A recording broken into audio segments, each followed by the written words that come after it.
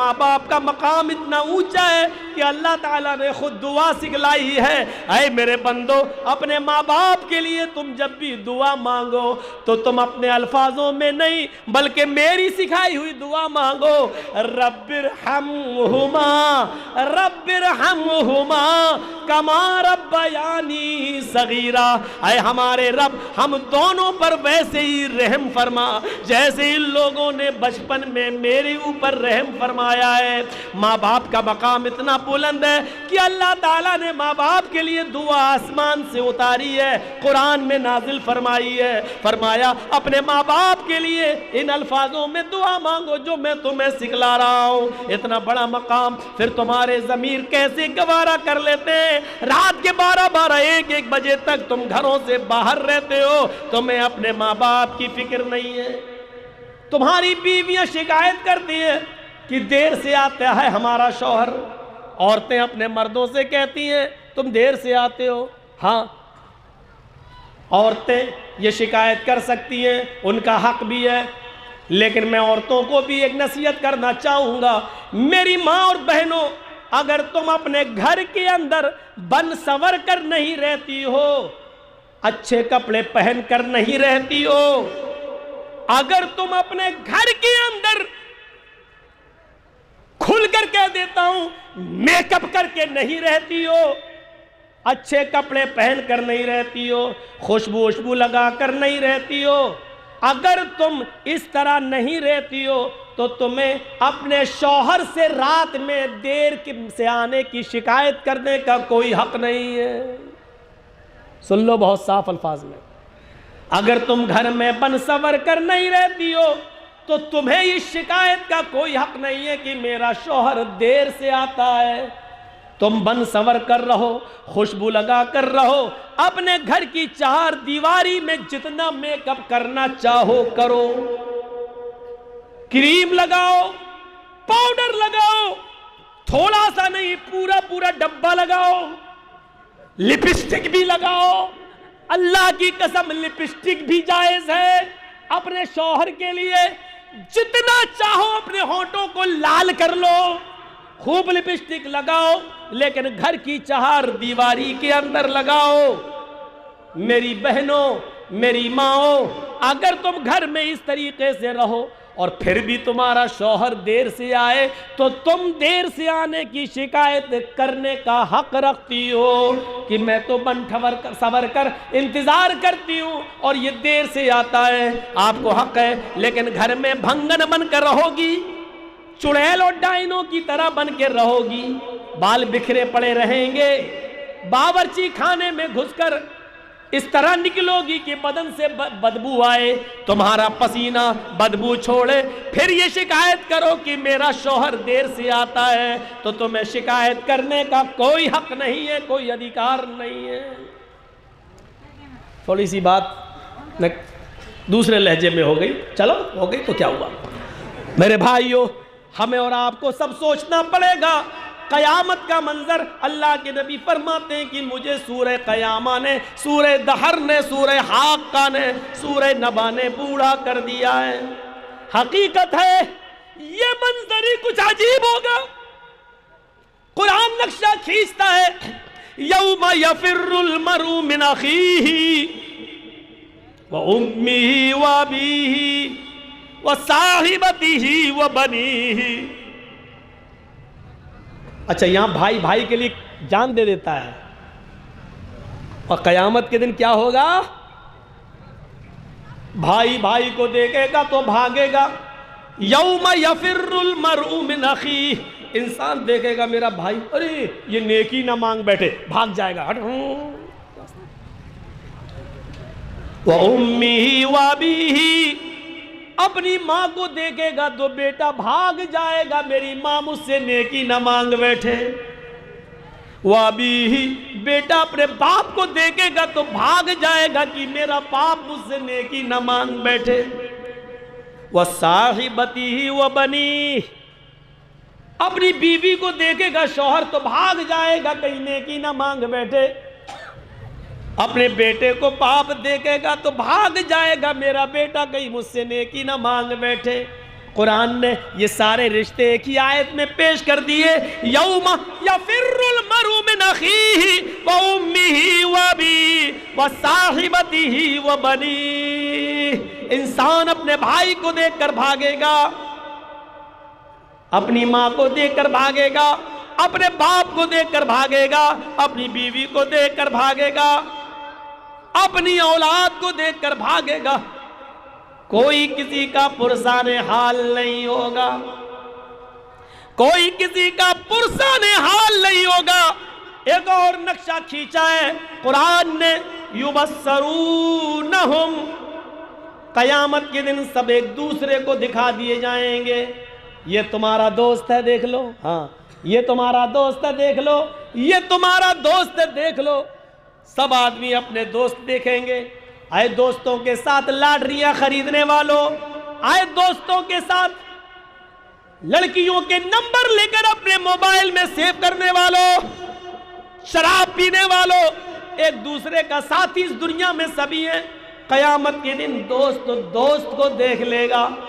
یبصرونہم, لیکن کوئی دوست کسی دوست کے کام نہیں آئے گا. حال کیا ہوگا؟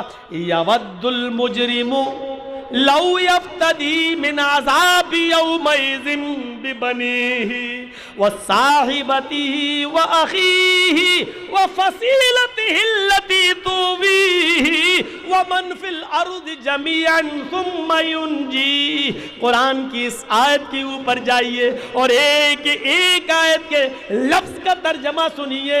قیامت کا دن ہے, دوست دوست کے سامنے کھڑے ہیں, ایک دوسرے کو دکھا دیا گیا ہے, لیکن مجرم وہاں کھڑا ہے.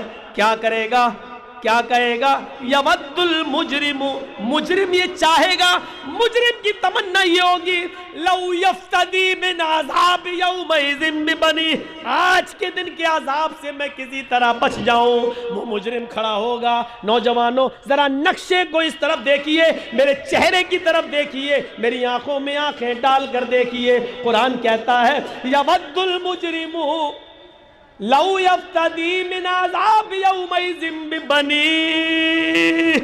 اے اللہ یہ میرا بیٹا ہے, اسی کے لیے میں نے کمانے میں لگا کر اپنی زندگی خراب کی تھی, اسی کا گھر مکان بنانے کے لیے میں نے اپنی آخرت برباد کی تھی, اسی کے لیے زمین و جائیداد و بلڈنگ بنانے کے لیے میں نے نمازیں چھوڑ دی تھی, آخرت بیکار کی تھی. اے اللہ میرے بیٹے کو جہنم میں ڈال دے لیکن مجھے بچا لے. لو یفتدی من عذاب یومئذ ببنیہ, یہ میری اولادیں میں فدیے میں دے رہا ہوں. اے اللہ تو ان کو لے لے, ان کو جہنم میں ڈال دے لیکن مجھے بچا لے. اپنے ہاتھ سے اپنے بیٹے کو دے گا, لے اللہ لے لے. وہ میرا بیٹا آج بھی مجھ سے پوچھو, میں اپنی مثال دے رہا ہوں, آپ ہم سے بھی زیادہ محبت کرنے والے ہوں گے اپنے بیٹے سے. ایک مرتبہ گھر سے میں جلسوں میں تھا, فون آیا, پیٹ میں درد ہے. یقین مانیے اس دن کی تقریر مجھ سے اچھی نہیں ہو سکی, ٹینشن میں سوار ہو گیا. وہ 4-5 سال کا بیٹا, بیوی کہہ رہی ہے سخت درد ہے. رات کے 1 بجے فون آئے, سارے ڈاکٹروں کے کلینکیں بند ہوں.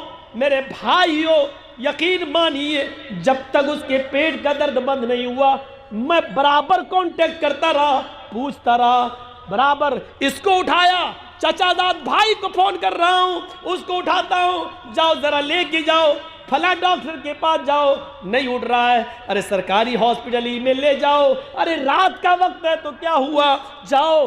5-6 سال, ارے جس کا ایک ہلکا سا بخار بیٹے کا ہماری رات کی نیندیں اڑا دیتا ہے, وہ اولاد جس سے محبت کا تقاضا یہ ہے کہ اس کا ہلکا سا پیٹ کا درد ہم برداشت نہیں کر سکتے. قیامت کے دن یہ باپ اپنے ہاتھ سے زبان سے کہے گا, اے اللہ ان اولادوں کی چکر میں, ان بیٹے بیٹیوں کی چکر میں میں نے آخرت برباد کی. اے اللہ تو ان کو جہنم میں ڈال دے. اولاد ہی نہیں, وصاحبتہ واخیہ, اللہ یہ میری بیوی ہے, اللہ میرے بغل میں لیٹتی تھی, اللہ اس سے فائدہ میں اٹھاتا تھا، اللہ اس کے چکر میں پڑھ کے میں صبح فجر کی نماز نہیں پڑھ پاتا تھا، اللہ یہی فتنہ بن کر میرے گھر میں آ گئی تھی، اللہ اس کی وجہ سے میں نے آخرت برباد کر دی، اللہ یہی ہے جس نے مجھے میرے ماں باپ سے دور کر دیا، اللہ یہی ہے جس نے بھائیوں میں میرے نفرت پیدا کرا دی، گھر میں آتے ہی ڈائن بن گئی، اور گھر سے الگ کرنے کے چکر میں، مجھے میرے ماں باپ سے دور کرنے کے چکر میں اس نے الگ گھر خریدوا لیا اور میں ماں باپ کی خدمت نہ کر سکا۔ اے اللہ اس عورت کو تو جہنم میں ڈال دے، میری بیوی کو تو لے لے جہنم میں ڈال دے، لیکن مجھے بچا لے، مجھے نجات دے دے۔ پھر کہے گا وَأَخِيهِ، اللہ یہ میرا بھائی ہے، اس کو بھی لے لے لیکن مجھے چھوڑ دے۔ قرآن نقشہ کھینچتا ہے لَوْ يَفْتَدِي مِنْ عَذَابِ يَوْمَئِذٍ بِبَنِيهِ وَصَاحِبَتِهِ وَأَخِيهِ وَفَصِيلَتِهِ الَّتِي تُؤْوِيهِ۔ اے اللہ اگر اتنوں کے بدلے نہیں، میں نے بیٹے دے دیے، بیوی دے دی، بھائی دے دیا، اگر اتنے کے بدلے ہم نہیں بخش سکتے، اگر ہماری نجات نہیں ہو سکتی تو یہ میرا کنبہ ہے، یہ میرا قبیلہ ہے، یہ میرا خاندان ہے۔ وَفَصِيلَتِهِ الَّتِي تُؤْوِيهِ، اے اللہ تو اس کو لے لے، اس کو جہنم میں ڈال دے، میرا پورا خاندان ڈال دے، میرا پورا کنبہ ڈال دے، میرا پورا قبیلہ تو جہنم میں ڈال دے، لیکن مجھے بچا لے۔ اور اے اللہ اگر میرا پورا کنبہ قبیلہ جہنم میں جانے کے بعد بھی میری بخشش نہیں ہو سکتی ہے تو وَمَن فِي الْأَرْضِ جَمِيعًا وَمَن فِي الْأَرْضِ جَمِيعًا ثُمَّ يُنْجِيهِ، اے اللہ تو پھر تو زمین پر جتنی مخلوق تھی روئے زمین کے سارے لوگوں کو جہنم میں جھونک دے، لیکن مجھے بچا لے۔ ثم ینجی، اسے نجات دے دے، اسے بخش دے، اسے جنت میں ڈال دے۔ ایک اکیلے اپنے آپ کو بچانے کے لیے پوری دنیا کو جہنم میں جھونکنے کے لیے تیار ہو جائے گا۔ اس نقشے کو بھی تو ذرا دیکھو قیامت کے دن کا، وہ بیٹا جس کی ایک ہلکی سی تکلیف ہماری رات کی نیندیں اڑا دیتی ہے، قیامت کے دن ہم خوشی خوشی اپنی اولاد کو جہنم میں ڈالنے کے لیے تیار۔ سوچئے کیا منظر ہوگا اس کا۔ آدمی کب پریشان ہوتا ہے کہ اپنی اولاد کو چھوڑے۔ اور سپول کے علاقے میں تقریر کرنے کے لیے گیا تھا ایک بار، تو کہا مولانا جب یہاں پانی کا سیلاب آیا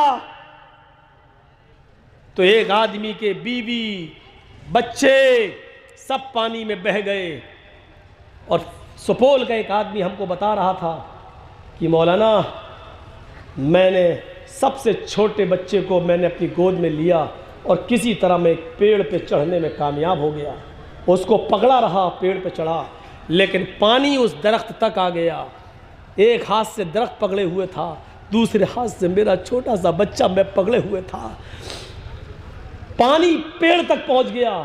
اب ایک ہی راستہ تھا، اگر اس ہاتھ سے میں دوسری ٹہنی کو پکڑ کے چڑھوں تو اس بچے کو چھوڑنا پڑے گا، اور نہیں چھوڑ رہے ہیں تو بچہ بھی جا رہا اور میں بھی ڈوب رہا ہوں۔ پہلے کلیجے کو مضبوط کیا، کوئی شکل نہیں دکھائی دی، اور اوپر چڑھنے کے لیے میں نے بائیں ہاتھ سے جو بچے کو دبایا ہوا تھا میں نے اس کو چھوڑ دیا اور پانی کے حوالے کر دیا، اور میں اوپر چڑھ کر اس منظر کو دیکھتا رہا اور میرا بیٹا پانیوں میں بہہ گیا۔ کس مجبوری میں باپ اپنی اولاد کو بچانے کی کیسی کوشش کی، آخری دم تک بچاتا رہا، درخت تک بچاتا رہا، چڑھتا گیا۔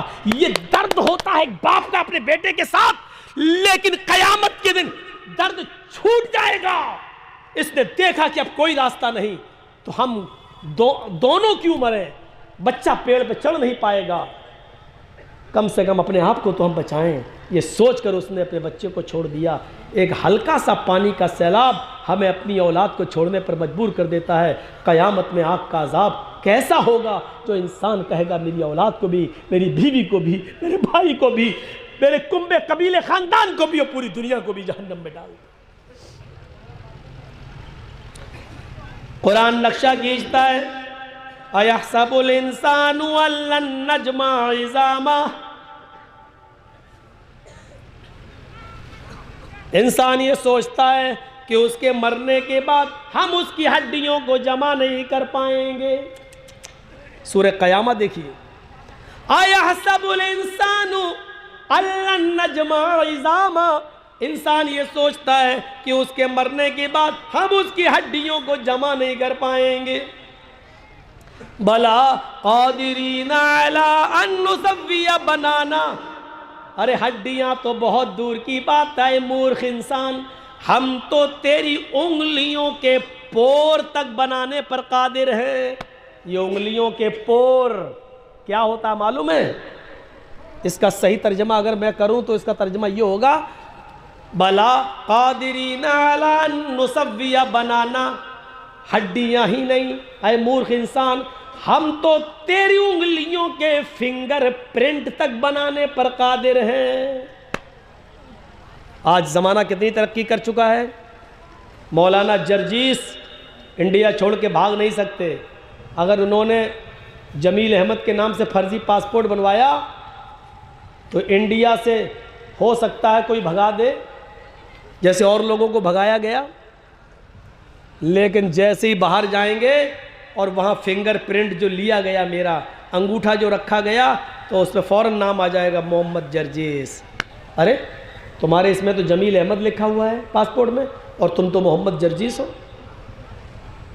ایک انسان کی انگلیوں، ایک انگلی میں جتنے نشان ہوتے ہیں دوسرے انسان کی انگلی اس سے الگ ہوگی، اور پوری دنیا کا انسان کا ایک انگلی کا فنگر کا کہ نشان دوسرے انسان سے الگ ہوں گے. ایک انسان کی طرح، ایک انگلی کے نشان کی طرح پوری دنیا میں کسی بھی انسان کو لے لو، اس کی انگلی کے نشان آپ کے نشان سے ٹچ ہو ہی نہیں سکتے ہیں، سب کے الگ الگ.